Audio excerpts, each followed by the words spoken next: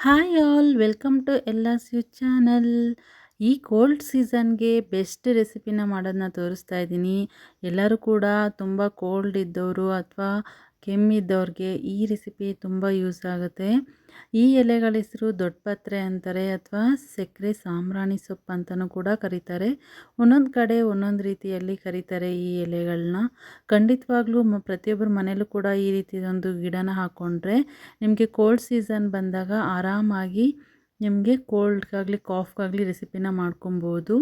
ಇದನ್ನು ಮಾಡೋದು ಹೇಗೆ ಅಂತ ತೋರಿಸ್ತೀನಿ ಬನ್ನಿ. ಫಸ್ಟು ನಾವು ಸ್ವಲ್ಪ ಕಾಯಿ ತುರಿನ 1 ಕಪ್ ಅಷ್ಟನ್ನು ಮಿಕ್ಸಿ ಜಾರ್ಗೆ ಹಾಕ್ಕೋಬೇಕು. ಒಂದು ಈರುಳ್ಳಿ, 1 ಗೆಡ್ಡೆ ಬೆಳ್ಳುಳ್ಳಿನ ಜಜ್ಜಿ ಹಾಕ್ಕೊಂಡಿದ್ದೀನಿ, 1-2-3 ಎಲೆ ಕರಿಬೇವು, ಸ್ವಲ್ಪ ಅರಿಶಿನ ಮತ್ತು ಬೇಳೆ ಸಾಂಬಾರು ಪುಡಿ 1 ಟೇಬಲ್ ಸ್ಪೂನಷ್ಟು ಸ್ವಲ್ಪ ನೀರನ್ನು ಹಾಕಿ ನಾವು ನುಣ್ಣಗೆ ಪೇಸ್ಟ್ ಮಾಡಿ ಇಟ್ಕೊಬೇಕಾಗತ್ತೆ.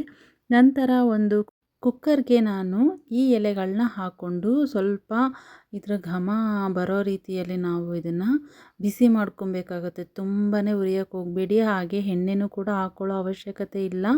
ಹಾಗೆಯೇ ನಾವು ಇದನ್ನು ಚೆನ್ನಾಗಿ ಅದು ಘಮ ಬರೋ ಥರ ನಾವು ಹುರ್ಕೊಬೇಕಾಗತ್ತೆ. ನೋಡಿ, ಈ ರೀತಿಯಲ್ಲಿ ಸ್ವಲ್ಪ ಬಿಸಿ ಮಾಡಿದಾಗ ನಿಮಗೆ ಎಲೆಗಳೆಲ್ಲ ನೀಟಾಗಿ ಸಾಫ್ಟಾಗಿ ಆಗಿಬಿಡುತ್ತೆ. ನೋಡಿ, ಎಷ್ಟೊಂದು ತೊಗೊಂಡಿದೆ ಅಲ್ವ, ಸ್ವಲ್ಪನೇ ಆಗಿದ್ದು. ಇದಕ್ಕೆ ನಾನು ಜೀರಿಗೆನ 1 ಟೇಬಲ್ ಸ್ಪೂನಷ್ಟು, ಹಾಗೆ ಮೆಣಸು ಒಂದು ಅರ್ಧ ಟೇಬಲ್ ಸ್ಪೂನಷ್ಟು ಹಾಕ್ಕೊಂಡು ಅದನ್ನು ಕೂಡ ಚೆನ್ನಾಗಿ ಹುರ್ಕೊತಾ ಇದ್ದೀನಿ. ಹುರಿದಷ್ಟು ನಿಮಗೆ ಅದರ ಘಮ ತುಂಬ ಚೆನ್ನಾಗಿರುತ್ತೆ.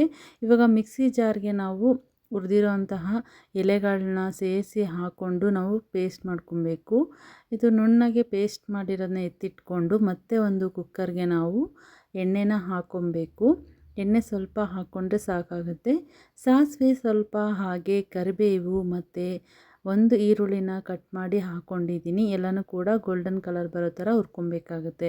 ಮಕ್ಕಳಲ್ಲಿ ಹೆಚ್ಚು ಕೆಮ್ಮು ಕಫ ಇದ್ದರೆ ಈ 2 ಎಲೆಗಳನ್ನ ನೀವು ಬಿಸಿ ಮಾಡಿ ಅದರ ಜೊತೆಗೆ ಸ್ವಲ್ಪ ಜೇನುತುಪ್ಪವನ್ನು ಸೇರಿಸಿ ರಸದೊಂದಿಗೆ 1 ಸ್ಪೂನ್ ಕೊಡ್ತಾ ಬಂದರೆ ಬೇಗ ಕಡಿಮೆ ಆಗುತ್ತೆ.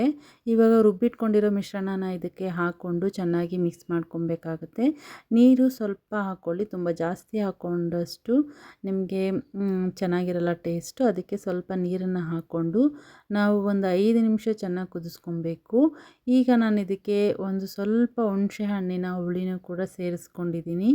ಹಾಗೆ ಸಾಲ್ಟು ಕೂಡ ನಿಮಗೆ ರುಚಿಗೆ ಎಷ್ಟು ಬೇಕಾಗುತ್ತೋ ಅಷ್ಟು ಹಾಕ್ಕೊಳ್ಳಿ. ನಾನಿಲ್ಲಿ 1 ಟೇಬಲ್ ಸ್ಪೂನಷ್ಟು ಸಾಲ್ಟ್ ಕೂಡ ಸೇರಿಸ್ಕೊಂಡಿದ್ದೀನಿ. ಈ ಎಲೆಯನ್ನು ಮಾಡಿರೋಂತಹ ರೆಸಿಪಿಗಳನ್ನ ನೀವು ಯೂಸ್ ಮಾಡೋದ್ರಿಂದ ನಿಮ್ಗೆ ಯಾವುದೇ ರೀತಿ ಸ್ಕಿನ್ ಅಲರ್ಜಿಗಳು ಕೂಡ ಬರೋದಿಲ್ಲ. ಅದು ಕೂಡ ಆದಷ್ಟು ಬೇಗ ಕಡಿಮೆ ಆಗಿಬಿಡುತ್ತೆ. ಸೊ ಇಷ್ಟೆಲ್ಲ ಬೆನಿಫಿಟ್ ಇರುವಂತಹ ಈ ಸಾಂಬ್ರಾಣಿ ಸೊಪ್ಪು ಸಾಂಬಾರನ್ನ ಖಂಡಿತವಾಗ್ಲೂ ನೀವು ರೆಸಿಪಿನ ಟ್ರೈ ಮಾಡಿ. ಡೈಲಿ ಒಂದೊಂದು ಎಲೆ ರಸನ ಕುಡಿತಾ ಬಂದರೂ ಕೂಡ ನಿಮಗೆ ತುಂಬ ಹೆಲ್ತ್ ಬೆನಿಫಿಟ್ ಅಂತೂ ಖಂಡಿತವಾಗ್ಲೂ ಇದೆ. ತುಂಬ ಜನಕ್ಕೆ ಗೊತ್ತಿರೋದಿಲ್ಲ ಇದರಲ್ಲಿ ಹೇಗಪ್ಪ ಸಾಂಬಾರು ಮಾಡೋದು ಅಂತ. ಸೊ ಈ ರೆಸಿಪಿನ ಒಂದ್ಸಲ ಟ್ರೈ ಮಾಡಿ ನಿಮಗೆ ಹೇಗೆ ಅನ್ನಿಸ್ತು ಅಂತ ಹೇಳಿ. ಇದು ಮುದ್ದೆ ಹಾಗೆ ಅನ್ನಕ್ಕೂ ಕೂಡ ತುಂಬ ಟೇಸ್ಟಿಯಾಗಿ ಸ್ಪೈಸಿಯಾಗಿರುತ್ತೆ. ನೀವು ಕೂಡ ಒಂದ್ಸಲ ಟ್ರೈ ಮಾಡಿ. ಹಾಗೆ ನನ್ನ ಚಾನಲಲ್ಲಿ ಇನ್ನೂ ತುಂಬ ವಿಡಿಯೋಗಳಿದೆ, ಪ್ಲೀಸ್ ಹೋಗಿ ಚೆಕ್ ಮಾಡಿ. ನಿಮಗೆ ಯಾವ ವಿಡಿಯೋ ಇಷ್ಟ ಆಯಿತು ಅನ್ನೋದನ್ನ ಕಮೆಂಟ್ ಮಾಡಿ. ಹಾಗೆ ಈ ಸೊಪ್ಪನ್ನ ಬಳಸಿ ನೀವು ಕೂಡ ರೆಸಿಪಿ ಮಾಡಿದರೆ ಯಾವ ರೆಸಿಪಿ ಮಾಡಿದ್ರಿ ಅಂತ ಒಂದು ಕಮೆಂಟ್ ಮಾಡೋದನ್ನ ಮರಿಬೇಡಿ. Thank you all.